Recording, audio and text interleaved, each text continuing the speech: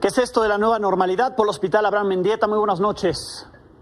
Buenas noches, Alejandro. Muchas gracias por la invitación. Bien, comencemos contigo, Abraham, porque además, en medio de que hay o no nueva normalidad, el fin de semana hubo una protesta en la cual tú querías hacer algún comentario, una protesta en automóviles, distintas partes del país, con claxonazos contra el presidente. Cuéntanos.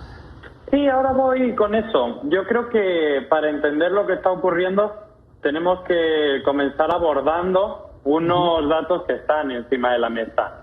Decía la empresa Apple, que ha monitoreado la movilidad de la región, sí, que muchos países están volviendo a entornos de movilidad relativamente normal y que muchos países de América Latina ya la gente no está respetando el confinamiento como en un primer momento.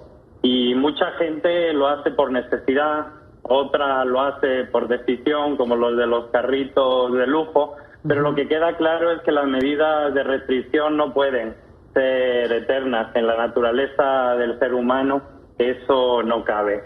Y por ello es mejor que el Estado y sus instituciones sean los que poco a poco vayan generando las condiciones para que la gente pueda salir del confinamiento. El plan propuesto por México se asemeja mucho al propuesto por España y sigue en plenitud las recomendaciones de la Organización Panamericana de la Salud.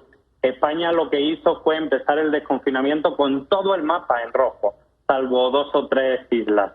Y en ese sentido entender que de ahí se iba progresando. Y lo hizo cuando la tendencia seguía creciendo, pero en menor medida, cuando ralentizó la tendencia. Sí. Es más o menos el escenario que tenemos en México, donde de martes a martes ha crecido la epidemia un 13%, pero de martes pasado a martes antepasado creció un 27%.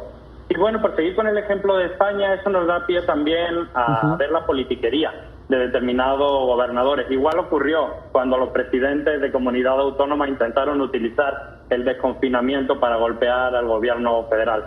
Y la oposición en México, carente de ideas como es, les copió la protesta de los carros a la extrema derecha española, a Vox. Yo creo que mientras algunos hacen politiquería, mientras algunos se pelean la nota, hay millones de familias trabajadoras que lo están pasando mal. El gobierno de México sigue intentando garantizar que no se desborden los hospitales, como ocurrió en otros países, y también que la gente pueda tener acceso a retomar cierta parte de su normalidad de manera escalonada y poquito a poquito. Bien, Paul. Bueno, a ver, naturalmente hay que entender que hay una desesperación enorme dentro de la población mexicana. Y esta desesperación no solamente es por haber estado guardados tanto tiempo, sino porque literalmente no encuentran una fuente de ingresos. No olvidemos que es un enorme privilegio la gente que se puede quedar en casa, que tiene una empresa que le permite seguir percibiendo un sueldo, trabajando desde su hogar. Pero esos son los muy privilegiados. Hay muchos millones de mexicanos que tienen que salir a buscar el ingreso, a buscar el sustento para llevar a sus familias, para llevar a su casa. Y entonces, ¿qué es la disonancia que tenemos aquí de parte del gobierno?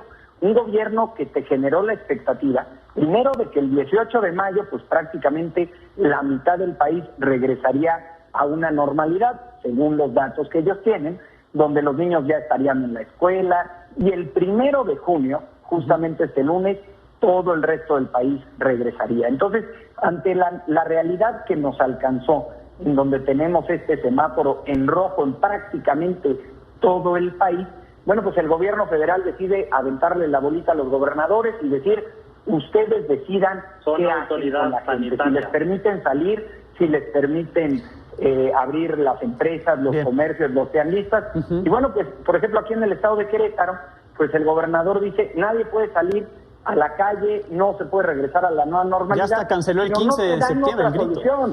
Eso necesita pues un seguro de los gobernadores tienen que asumir que son autoridades a las familias para que tengan la tranquilidad y aceptar quedarse en su casa. El problema es que no sé si la gente le hace caso a sus gobernadores o si ya le había hecho caso al gobierno federal y es al que le quiere seguir haciendo caso. Veremos qué pasa en las próximas semanas. Ojalá que esto no represente un repunte en los contagios y por supuesto ojalá que no en las muertes. Lo veremos en los próximos días. Lo comentamos con ustedes. Muchas gracias.